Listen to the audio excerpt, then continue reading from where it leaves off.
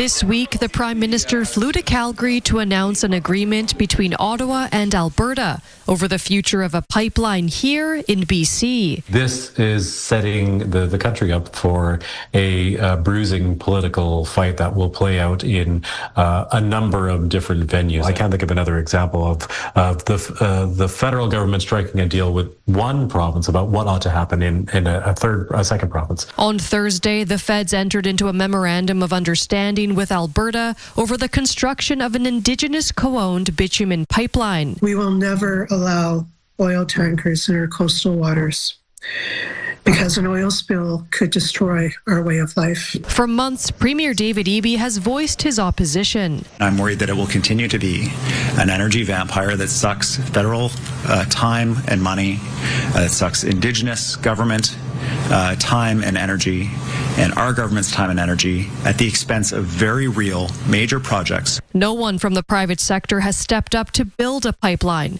Some believe if a proponent is found, there will be even more pushback. I think the chances are very high that there'll be, a large-scale mobilization of environmental groups and other civil society groups and Indigenous groups against the pipeline, and at the very least, there'll be court challenges. I think this is highly unlikely to ever go ahead. One SFU professor says demand for oil globally is declining. In China, for example, oil demand has already peaked and will decline because of the rapid adoption of zero-emission vehicles.